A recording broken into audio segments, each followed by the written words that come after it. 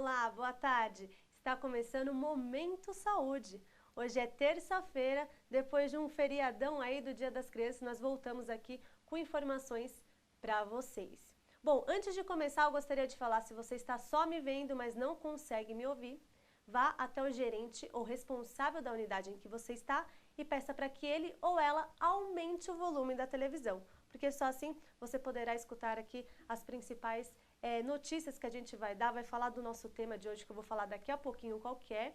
Então, vá até o gerente ou responsável da unidade em que você está e peça para que ele ou ela aumente o volume da televisão. Bom, o nosso tema de hoje é sobre cuidados com o pé diabético.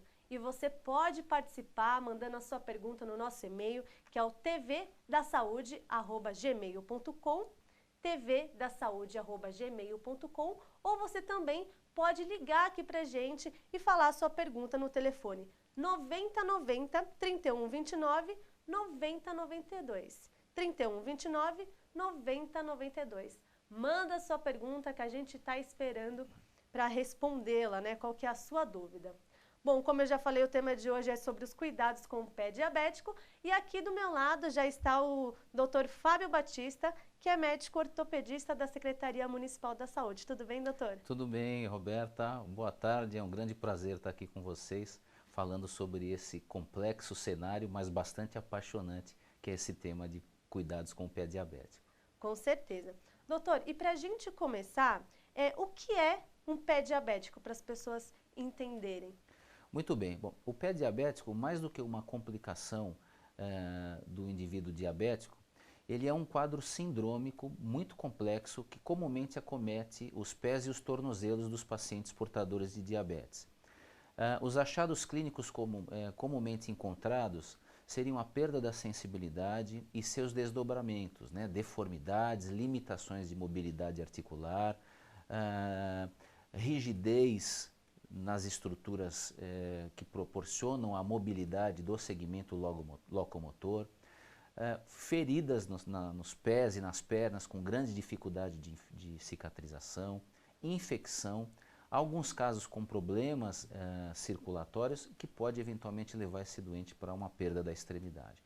Veja, é uma definição bastante complexa, mas que não é tipo receita, porque ela proporciona uma série de combinações de fatores clínicos que também se correlacionam com a entidade clínica de pé diabético. E, doutor, quais são os fatores de risco? Sim, essa é uma pergunta importante, né? O fator de risco principal para o pé diabético é a neuropatia diabética periférica, ou seja, pacientes com estados de hiperglicemia ao longo do tempo, ou seja, o diabetes por muito tempo com a glicemia, a glicose no sangue muito elevado, por tempos prolongados, com dificuldade de tratamento ou até mesmo uma indisciplina nesse tratamento, pode, entre outras coisas, levar à lesão do nervo periférico. Levando à lesão do nervo periférico, uma manifestação comum e que vai ser o grande vilão desse cenário de pé diabético é o paciente perder esta sensibilidade. Ou seja, enquanto o surfista está na praia pulando de sombra em sombra, o paciente com neuropatia periférica e perda da sensibilidade, ele é capaz de caminhar tranquilamente pela areia quente sem perceber nenhum tipo de situação hostil. Então esse é o grande vilão, porque essa perda da sensibilidade é que vai fazer com que o paciente retarde a sua chegada ao profissional especializado. Muitas vezes quando ele chega até nós, ele já tem uma lesão bastante complexa, muitas vezes infectada, com tecidos desvitalizados, com osso exposto, o que faz com que a gente tenha que suar para conseguir resgatar a qualidade funcional dessa extremidade, salvando esse pé, né? Sim, com certeza. Doutor, eu não, vou até colocar aqui, tem a minha avó, né, ela tem diabetes e ela faz exercícios com o pé, naqueles rolinhos, eu não sei o nome que a gente dá, né? Aqueles massageadores. Isso ajuda? Não, não existe evidência científica de que esse tipo de instrumento possa colaborar com algum tipo de prevenção para o pé diabético. Se ela se sentir confortável, do ponto de vista psicológico, pode até ser importante, né? O que a gente precisa fazer para efetivamente preservar essas extremidades, a primeira coisa é controlar a doença de base, né? Porque o pé diabético nada mais é do que uma das complicações crônicas de um diabetes de longa data e com controles dificultados, né? Entendi. Doutor, ó, chegou uma pergunta aqui pra gente, lá do AE Pirituba, né? O nome é Gabriel Dias. Ele pergunta assim: qual o calçado ideal para quem tem pé diabético? Essa pergunta é importantíssima, Gabriel. Obrigado pela questão.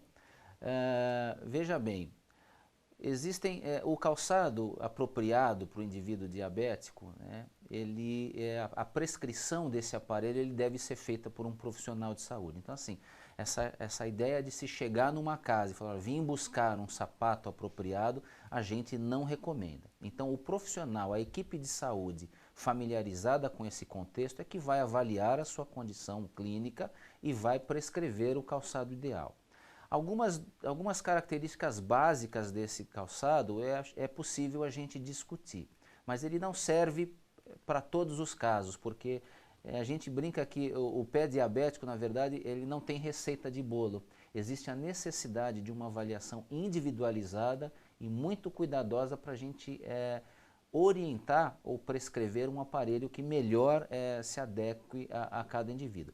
Mas, do ponto de vista geral, os calçados eles devem ser hiperprofundos, ou seja, calçados que tenham espaço para que o pé, junto com a meia e junto com a palmilha prescrita pelo profissional familiarizado, tenha uma certa harmonia, tenha espaço ali dentro. Então o pé tem que estar alojado dentro do calçado de uma maneira muito confortável, né? Então existe essa característica importante, calçado hiperprofundo. A outra coisa é um calçado forrado internamente com um bom material que absorva fluidos de transpiração, né, permita uma boa ventilação do pé com o meio externo, né, minimizando a chance de uma eventual lesão da pele, de uma eventual disfunção dos dedos, de uma eventual lesão entre os dedos, uma micose, uma ferida, uma úlcera profunda, né. Uma outra característica é um calçado sem costuras, não pode ter costura na sua construção interna, porque esses nós, essas costuras, elas podem servir como ponto de pressão. Agora imagina, num paciente com perda da sensibilidade dos pés, com qualquer ponto de pressão, a gente pode ter uma lesão importante, né? A outra coisa, a questão do solado. Os solados eles não podem ser muito flexíveis, porque eles precisam ser rígidos, muitas vezes com algumas inclinações que facilitem a mobilidade do paciente. Esses pacientes muitas vezes apresentam, junto com a perda da sensibilidade, distúrbios de mobilidade articular. Então, às vezes, pequenas inclinações num solado semi-rígido ou mais rígido facilitam a passada e uma harmonia da marcha. Antiderrapante é outra coisa que precisa, né? A gente precisa, claro, ter esses mecanismos nos solados. Eu particularmente gosto do fecho em velcro, porque os pacientes diabéticos, eles também têm outras complicações que não o pé. Lembrando que o pé é um dos órgãos-alvos, mas os olhos também, né? Então, às vezes, eles não enxergam o cadarço solto, né, por exemplo, e acabam tropeçando e adicionando lesões significativas que vão comprometer muito a qualidade funcional desse paciente, né? Então veja, a obesidade também é outra situação. Como é que ele vai? Problemas na coluna, dificuldade de mobilidade. Então fecho em velcro é algo interessante, a gente gosta muito.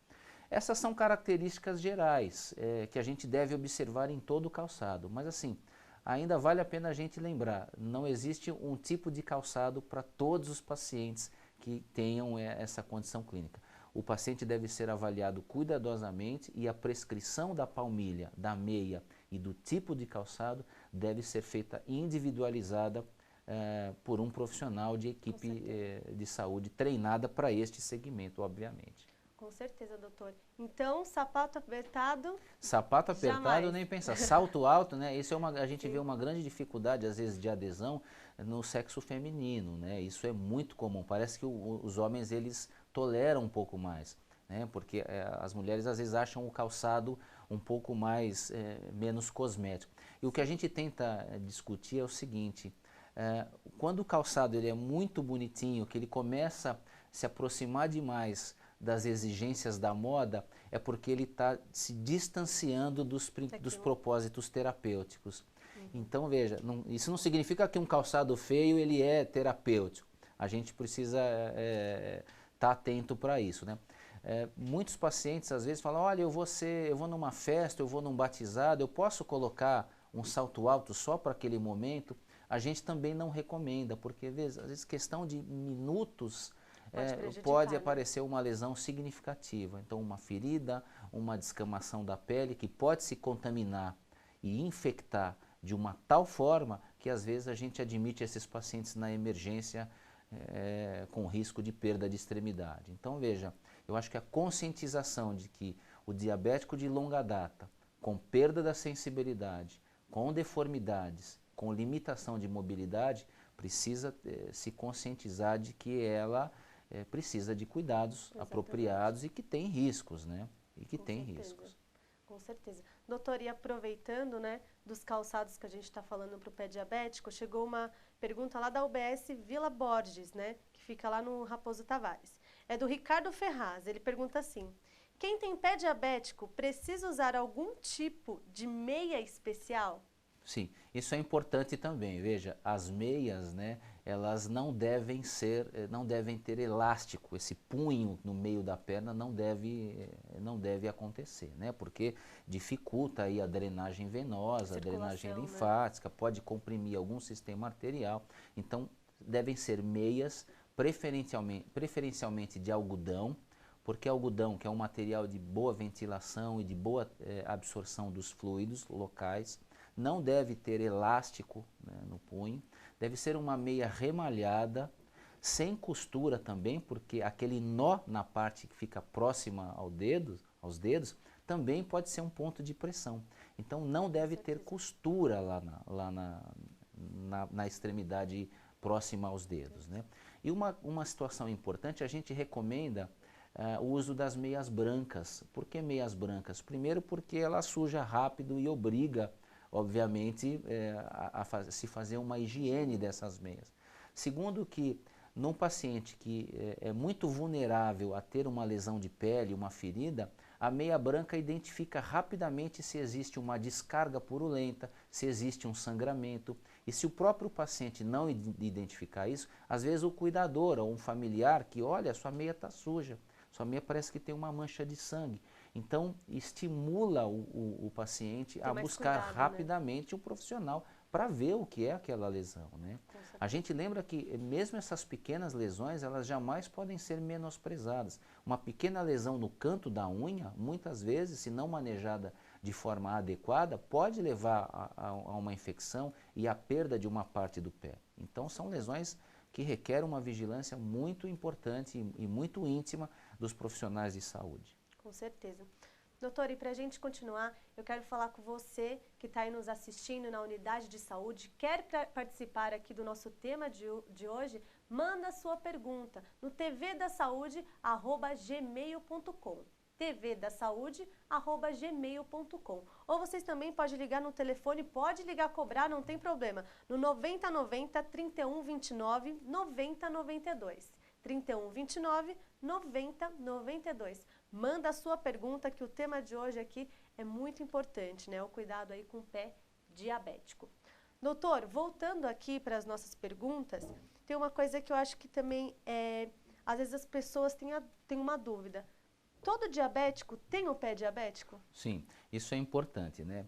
Veja que essa pergunta me faz falar um pouquinho sobre o cenário atual dessa condição clínica, né? A gente vive num cenário epidêmico. A diabetes hoje é uma epidemia. Existem estimativas de que para o ano de 2030, mundialmente, a gente vai contar com mais de 550 milhões de indivíduos diabéticos, né?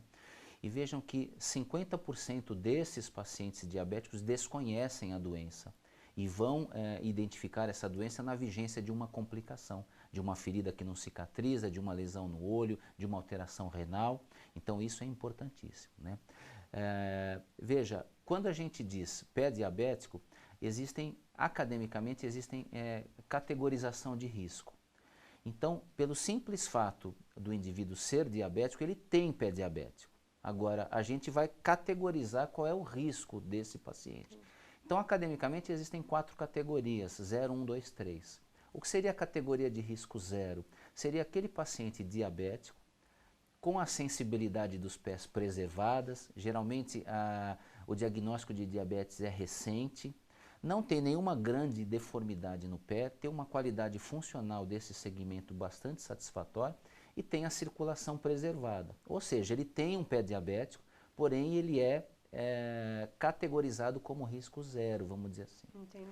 E no outro extremo, que seria o risco máximo, que é o risco 3, obviamente do ponto de vista acadêmico, é aquele paciente com diabetes de longa duração, que já perdeu a sua sensibilidade nos pés, que tem deformidades importantes que causam pontos de pressão, calosidades e feridas, e que tem a sua circulação comprometida, é o risco 3. Lembrando que pacientes que tiveram antecedentes de ferida, antecedentes de amputação e antecedentes de uma complicação, que é uma artropatia de Charcot, que é uma complicação bastante complexa que esses pacientes podem apresentar, automaticamente já colocam esses indivíduos na categoria de risco 3. Ou seja, quanto mais eu vou avançando na categoria de risco 3, maior eu vou aumentando o risco de amputação. Olha que interessante, 85% das amputações do membro inferior são precedidas por uma ferida. E não necessariamente precisa ser uma ferida grande, como eu disse, às vezes uma pequena lesão no canto da unha por uma manipulação indevida. Aquela cirurgia do banheiro, o paciente vai falar, eu tenho uma pelinha, vou dar uma puxadinha, e às vezes não acessa bem, não enxerga bem e faz uma lesão. A ferida também, existem estimativas mostrando que a ferida, ela aumenta a taxa de mortalidade. Veja, isso não é para causar pânico, mas é a realidade, né? 45 a 55% dos pacientes diabéticos com uma úlcera plantar crônica têm a sua taxa de mortalidade aumentada. E o risco de amputação mais ainda, né? Mais ainda. Então veja como essas ações, né, como esse programa, como as demais ações públicas, nesse aspecto de prevenir essas lesões, de devolver uma qualidade funcional para esses pacientes, é de extrema importância. Com certeza. Doutor, esse grau que você falou, né, de 0 a 3, isso tem a ver, por exemplo, com a idade do paciente também? Por exemplo, uma pessoa mais velha ter a diabetes ou não? Não. O mais comum é o diabetes tipo 2, né? E que geralmente esse diagnóstico é acima da 5ª década de vida. Alguns casos estão sendo diagnosticados de forma mais precoce. Existem até algumas outras formas onde o diagnóstico do diabetes tipo 2 se demonstra mais precocemente. Mas assim, o que a idade pode contribuir com isso é com as outras situações que podem, vamos dizer assim, deixar o cenário um pouco mais complexo, né? Por quê? A qualidade de pele, já pelo próprio envelhecimento, já é uma pele uma textura um pouco mais frágil. O sistema imunológico do paciente também de mais idade está um pouco mais comprometido. A mobilidade, né, a força muscular, a textura muscular está um pouco mais prejudicada. A qualidade e a densidade do osso também está um pouco mais frágil. Então a idade ela vem trazendo essas situações clínicas que podem exigir um pouco mais dos profissionais de saúde, um pouco mais de atenção na hora de manipular esses segmentos, né? Doutor, chegou outra pergunta para a gente, lá do AMA Boracéia, né, na Barra Funda. Quem mandou foi a Marta Farias. Muito obrigada pela sua participação, Marta. Ela diz assim, minha mãe tem diabetes. Ela corre algum risco indo na pedicure? Veja, o risco existe, né, obviamente. A manipulação, se ela tiver sensibilidade prejudicada, se ela tiver problemas circulatórios, né, e que formação talvez, eu acho que assim, não dá para dizer que o pedicure, o podologista pode ser responsável por alguma coisa. Não. O que precisa ter, na verdade, é ela, sabendo que a sua mãe ela é diabética, ela precisa estar inserida num centro de atenção multiprofissional. Esse é o ponto principal. Todo paciente diabético, os estudos internacionais e nacionais mostram que vão melhor quando os pacientes são inseridos como núcleo de uma atenção interprofissional. Ou seja, eu preciso ter um ortopedista especializado em pé diabético, um endocrinologista especializado em diabetes, um oftalmologista especializado em lesões oculares por diabetes. Então, se a paciente estiver inserida neste contexto, aos outros profissionais ou técnicos que vão se apresentando para ajudar, né, eles vão receber muito mais orientações, até por parte do paciente, que vai estar um pouco mais vigilante, e falar, olha, vai falar para a pedicure, olha, você, muito cuidado aqui, ó, eu falei com o meu ortopedista, ele falou, olha, cuidado essa lesão, cuidado, fala para ela higienizar adequadamente, cuidado que qualquer machucadela no canto da unha pode ser uma lesão que pode se complicar e levar a desfechos um pouco mais complexos, né? Então, assim, o risco existe. Existe. Por isso que o paciente precisa estar muito consciente, tanto o paciente quanto os seus familiares, e inseridos dentro de um programa de ação multiprofissional, por profissionais treinados e capacitados para este segmento, obviamente, né? Com certeza, então é importante tomar esses cuidados. Claro, sempre, claro, né? claro. Bom, e se você quer participar aqui do nosso programa, manda um e-mail com a sua pergunta, nós estamos aguardando. O tema de hoje é sobre o cuidado aí com o pé diabético, tá? O nosso e-mail é tvdasaude@gmail.com, tvdasaude@gmail.com. Ou vocês também podem ligar no telefone 9090 3129 9092. 9090 3129 9092. Pode ligar, cobrar, não tem problema. Nós queremos saber a sua dúvida, a sua pergunta aqui sobre o nosso tema de hoje. Bom, doutor, chegou uma outra pergunta aqui pra gente, do Bruno Ribeiro, ele está lá na UBS Vila Sônia, e ele pergunta assim, além de procurar o endócrino e o ortopedista, é recomendado o paciente ir ao podólogo? Veja, o podólogo bem treinado e capacitado, né, ele pode ser bem-vindo nessa equipe de saúde, né? Ele pode ser bem-vindo. O interessante é saber se o podólogo ele entende quais são os limites de atuação, né? Até se ele for bem treinado, bem consciente e bem preparado para atuar nesse segmento, eu acho que ele é bem-vindo. Uma coisa interessante é o seguinte, veja, os pacientes, existem estimativas que o indivíduo sendo tratado isoladamente por um tipo de profissional, esse profissional sozinho não salva membros. O que eu quero dizer? Se você que tem diabetes, tem uma lesão no pé, uma alteração que precisa de cuidado, e tiver só os cuidados de um endocrinologista, os estudos têm mostrado que ele sozinho não aumenta as taxas de salvamento de membro. Se o ortopedista estiver sozinho, não aumenta as taxas de salvamento. Se o cirurgião vascular estiver cuidando sozinho daquele paciente, também não aumenta. E para o podologista e outros profissionais, da mesma forma.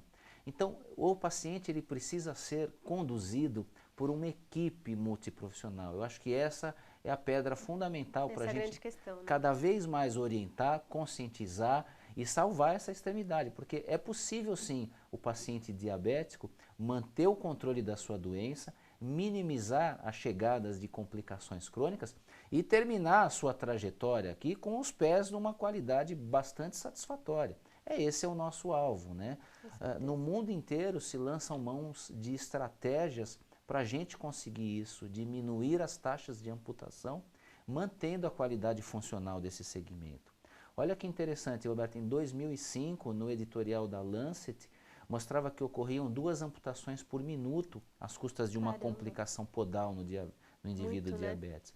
E o Ministério da Saúde ele traz para a gente que anualmente ocorrem aproximadamente 45, 50 mil amputações por ano, né? Como decorrência de uma complicação podal. Então o diabetes é hoje considerado uma complicação podal que é apoiado no seu principal fator de risco, a neuropatia e os seus desdobramentos, perda de sensibilidade, deformidade, alterações funcionais, como principal causa de amputação do membro inferior. Então é um problema importantíssimo e seríssimo que precisa mobilizar as equipes de saúde de uma maneira geral. Com certeza. Doutor, e quando que a pessoa tem que amputar, por exemplo? Quando uma ferida não tem mais jeito, como é que funciona? Existem várias situações que podem levar à amputação, né? Desde uma gangrena por problema circulatório, desde infecções bastante complexas, né? E o que a gente tem que, não é esse o nosso alvo, mas vale aqui deixar uma mensagem que o paciente que eventualmente chegou na amputação, ainda temos coisas para fazer, né? Isso não termina a vida, é possível se construir um coto adequado, inserir esse paciente num programa de reabilitação apropriado e, quem sabe, protetizá-lo, devolvendo ele para a sociedade, ainda com uma condição deambulatória bastante satisfatória. Doutor, infelizmente a gente não tem mais tempo, o nosso momento de saúde ele está acabando, né? Mas se você quer rever esse programa e outros, vocês podem acessar o nosso canal no YouTube, que é o youtube.com/redespsaudável. youtube.com/redespsaudável. Lá tem muita coisa para vocês que a gente faz, essa programação é toda voltada para vocês que estão nos assistindo. Doutor, muito obrigada pela sua participação. Obrigado, foi um grande prazer, uma boa tarde. Gente, o programa fica por aqui, a gente se vê ao longo da programação da Rede São Paulo Saudável. Tchau, tchau.